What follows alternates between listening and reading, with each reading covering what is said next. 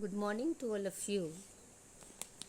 Dear students, आज chapter पढ़ने से पहले मैं आपको कोविड-19 की इंस्ट्रक्शंस देना चाहती हूँ। तो कोविड-19 में आपको क्या करना है? सबसे पहले मास्क डालना है और मास्क 3 लेयर्स वाला होना चाहिए। उसके बाद सोशल डिस्टेंस में रहना है। अपने घर को और अपने आप को सैनिटाइज करना है। किसी भी चीज़ को छूना नहीं है, उसको पहले सैनिटाइज करके फिर छूना है। अब आइए हम अपने चैप्टर की ओर जाएंगे। हमारा चैप्टर है मिनरल्स एंड पावर रिसोर्सेज। तो उसमें जो आज हम पढ़ेंगे वो है यूजेस ऑफ मिनरल्स की खनिजों के उपयोग। Minerals are used in many industries. कहते हैं कि खनिजों का उपयोग कई उद्योगों में होता है। Minerals which are used for germs are usually hard. रत्नों के लिए प्रयोग किए जाने वाले खनिज प्राय कठोर होते हैं। These are then set in various styles for jewelries. इन्हें आभूषण बनाने के लिए विभिन्न शैलियों में जड़ा जाता है। Copper is another metal used in everything from coins to pipes. तांबा एक अन्य धातु है जिसका उपयोग सिक्के से लेकर पाइप तक प्रत्येक वस्तु में किया जाता है। Silicon used in the computer industry is obtained from quartz. Aluminium obtained from its ore bauxite is used in automobiles and airplanes, bottling industries, buildings and even in kitchen cookware. तो computer उद्योग में प्रयुक्त होने वाला silicon quartz से प्राप्त किया जाता है। एल्युमिनियम जिसे उसके अयस्क बॉक्साइट से प्राप्त किया जाता है का उपयोग ऑटोमोबाइल और हवाई जहाज, बोतलबंदी उद्योग, भवन निर्माण और रसोई के बर्तन तक में होता है। अब इसके बाद हम कंजर्वेशन ऑफ मिनरल्स पढ़ेंगे। तो बुक का पेज नंबर 27 है, वहाँ से अब आप पढ़ोगे conservation of minerals. Conservation of minerals को हम बोलेंगे शक्ति संसाधन। तो minerals are a non renewable resource. It takes thousands of years for the formation and concentration of minerals. तो खनिज अनिवर्करणीय संसाधन है।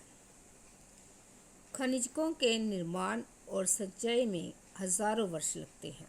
It takes 1000 of years for the formation of concentration of minerals. The rate of formation is much smaller than the rate at which the human consume these minerals. It is necessary to reduce wastage in the process of mining. तो मानवीय उपयोग की दर की तुलना में निर्माण की दर बहुत धीमी है। खनन की प्रक्रिया में बर्बादी को घटाना आवश्यक है। धातुओं का पुनर्चक्रण एक नया तरीका है। Recycling of metals is another way in which the minerals resources can be conserved. तो हम रिसाइकल करके रिसोर्सेज को द्वारा कंजर्व कर सकते हैं। उसके बाद नीचे हम पावर रिसोर्सेस है उसके बारे में पढ़ेंगे। Sunny's mother begins her day by switching on the geyser. Sunny की माँ अपने दिन की शुरुआत गीजर का बटन दबाने से करती है। She irons Sunny's school uniform before waking him up. She then rushes to the kitchen to prepare a glass of orange juice for him in the blender. तो वह सन्नी को जगाने से पहले उसके विद्यालय की वर्दी पर इस्त्री करती है। इसके बाद वह उनके लिए ब्लेंडर में एक गिलास संतरे का जूस तैयार करने के लिए रसोई घर में तेजी से पहुंचती है। Sunny, have you finish taking bath? Sunny, क्या आपने स्नान कर लिया? Come and have your breakfast. आओ और अपना नाश्ता करो। Calls out mother while preparing breakfast on the gas stove for Sunny. तो सनी की मम्मा उसको बुलाती है ब्रेकफास्ट प्रिपेयर करने से पहले। While going to school, Sunny forgets to switch off lights and fan. अब स्कूल जाने से पहले सनी भूल जाता है कि लाइट्स और फैन को ऑफ करना। When mother switches them off, she thinks that life in the cities may be more comfortable, but it depends on more and more gadgets, all of which consume energy, has led to a wide gap between the demand and the supply. With the advent of science and technology, the lifestyles are changing very fast. तो माँ उन बटनों को बंद करते समय सोचती है कि शहरों में जीवन आरामदायक प्रतीत होता है, लेकिन विद्युत उपकरणों जो सभी बिजली की खपत करते हैं पर अधिक से अधिक निर्भरता मांग और पूर्ति के बीच विशाल अंतर पैदा करती है। विज्ञान एवं प्रौद्योगिकी के नए प्रचलन से जीवन शैलियों में बहुत तेज़ी से परिवर्तन आ रहे हैं।